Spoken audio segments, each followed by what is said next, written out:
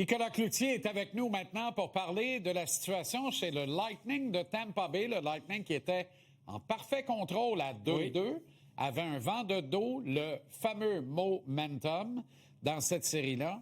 Et subitement, ils sont au pied du mur, doivent venir battre le Canadien dans la cathédrale du hockey de Bain-Soir.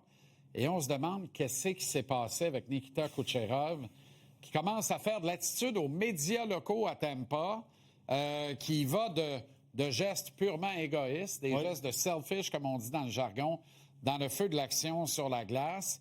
D'ailleurs, lui, la faveur des arbitres, là, c'est indécent, là, parce que si on appelait toutes les infractions sur Kucherov, à chaque présence, il finirait d'en boire. Tu peux en parler à Zachary Bolduc, hein? Tu peux en parler à Zachary Bolduc. Oui, tout à fait. Et je note, Jean-Charles, que tu as dit commence à faire de l'attitude aux médias. Nikita Kucherov ne parle pas souvent aux médias durant la saison. Là, il a parlé une fois aux médias de Tampa après le match 2, justement en Floride, depuis le début de la série. Et il a marmonné quelques mots. Là. Ça n'a pas été trop long et on savait qu'il n'avait pas envie d'être là, soyons honnêtes. Le problème avec ça fait partie des décisions égoïstes de Kucherov parce que Kucherov pourrait lire la situation et prendre un peu de chaleur sur lui. Et là, en refusant de le faire, il n'en enlève pas sur les épaules de ses coéquipiers. La deuxième décision égoïste, c'est la vengeance personnelle. Parce que quand Zachary Bolduc décide de l'accrocher, il peut décider de prendre sur lui, de rester dans le match, mais il le fait purement pour se venger lui-même, mais il est chanceux que ça soit resté impuni, parce que ça aurait pu faire très mal à son équipe. Et là, on n'a même pas encore parlé de son langage corporel qui est douteux. Je m'excuse, mais ça peut paraître un détail, mais cette énergie se ressent sur le banc des joueurs, fait constamment le nombre de fois dans une soirée où il roule des yeux, lève les yeux au ciel, hoche de la tête, c'est un killer pour des coéquipiers. Ça dégonfle la balloune, Jean-Charles. Et je pense aussi au but qu'il a raté. Ça, c'est une chose, là, la rondelle bondissait capricieusement là, juste avant le but de Texier. Mais après le filet désert qu'il a raté, moi, je note un revirement. C'est un jeu mou que Kucherov fait, qui est neutralisé par Kaden Guhle. Ensuite, le CH relance, Lane Hudson reprend la rondelle et on l'amène à Texier. Pendant ce temps-là, lui, Kucherov est déjà revenu au banc. Il n'hérite pas d'1-1. Mais ce but-là, il est en partie sur lui. Donc, il n'est pas là en ce moment, Nikita Kucherov. Il n'est pas là dans son assiette. Mais je veux dire, si la rondelle ne roule pas pour toi, assure-toi au moins de donner de l'énergie à tes coéquipiers. En tout cas, je ne sais pas. Je ne suis pas entraîneur. Hein? Le Canadien est une comédie d'imperfection, vraiment. Et je le dis avec beaucoup d'amour et de respect. Ils sont tous jeunes. Oui. Martin Saint-Louis concède 150 matchs d'expérience en série éliminatoire derrière le banc à John Cooper. Et il le regarde droit dans les yeux et il réplique et il a une vraie conversation d'homme à homme avec lui. On ne peut pas dire que Cooper plie Martin dans une boîte. L'inverse non plus. On a un vrai duel derrière le banc. Il se passe la même affaire devant le filet. Alors que Vasilevski reçoit hier encore une fois une nomination au Vezina qu'il devrait remporter. Ouais. C'est un champion de la Coupe Stanley, un gagnant du Conn Smythe. Et Dobech, à l'autre bout, ça cote sur la pine, puis il dit « Hold my beer, mon chum ». Hey, tu parles d'imperfection. Dobech, lui, arrive là, du haut de ses 24 ans avec le style le plus approximatif peut-être de la Ligue. C'est le bon qualificatif dans les circonstances. Si on peut le dire poliment. Hein? Il n'y en a pas de mieux. Mais il se farcit le meilleur gardien au monde en ce moment, parce que le meilleur gardien dans cette série-là, c'est pas Andrei Vasilevski, c'est Jakub Dobech. La raison principale, si je peux montrer les statistiques que j'ai préparées pour vous, et ça, c'est des chiffres...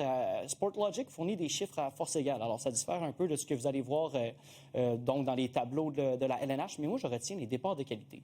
C'est un peu une traduction douteuse là, de quality starts là, chez les lanceurs dans la MLB. Plutôt littéral. Exact.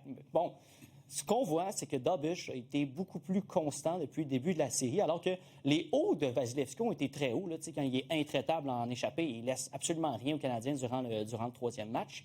Mais les bas ont été plutôt bas, alors que Dobech, j'ai envie de dire, bon, presque chaque match au moins, il a donné une chance à son équipe de l'emporter. T'as raison. Et les départs de qualité, ce que ça mesure, c'est est-ce que tu as sauvé plus de buts que tu en as accordé selon les statistiques avancées? Et bon, Dobech se retrouve avec le double. Mais Dobech est aussi beaucoup plus habile dans un autre art là, que Vasilevski, et c'est contrôler la rondelle derrière le filet. Un Olympien. Hey, la première période. Hier, il a passé 22 secondes en dehors du net. Je pense qu'il y a des joueurs de... Regarde ça, regarde. Voyons, qu'est-ce que tu fais, Armand? Ça n'a pas de bon sens. Aux grandes dames de nos cardiologues, là, malheureusement. Fou raide. Lui, je veux dire, lui, le pouls reste le même. Le nôtre à la maison, c'est pas la même affaire du tout. Mais ça, Tu sais, Jean-Charles, t'as coaché, ça change la game. Le Lightning va pas installer son échec avant aussi régulièrement si Dobeš constamment assure ce swagger-là derrière son filet, un peu comme le faisait Carey Price, d'ailleurs. Absolument. Bon, dis-moi donc, là, Ça sort de personnel, as-tu rencontré une créature à Laval? Tu vas tout le temps virailler à Laval. Qu'est-ce qui se passe là? Tu l'aimes, en plus, c'est ton petit préféré. En fait, non, tu l'aimais pas jusqu'à ce que dans ta chronique, tu le rappelais. Alors, allez savoir ce qui s'est passé. David Reimpacker, qui nous a dit, surprenamment, qui s'accroche encore à l'espoir de jouer en série avec le Canadien ce printemps. Je ne sais pas s'il sait quelque chose qu'on ne sait pas, mais écoutons-le. I think showed them that I'm ready, even now and for next year, definitely.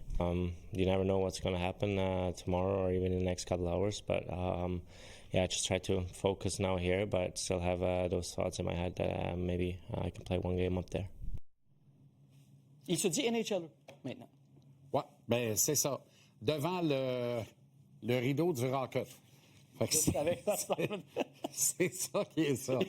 Le Rocket qui a gagné hier, puis il y avait du monde dans les estrades. Ouais, ça, c'est... Chapeau aux détenteurs de droits de siège qui ont honoré. Parce que tu as le Canadien, là. Le Rocket est pogné avec le Canadien mercredi et vendredi. Mais Stevie Wonder a fait la cédule. Combien de cellulaires ouverts dans les estrades pendant le match? C'est ça. Et de cris absolument aléatoires. Ben oui. Tout le monde se lève et se met à applaudir. Il se passe rien. Exact. Non, le Canadien vient de carrer. Merci, Nico. Merci.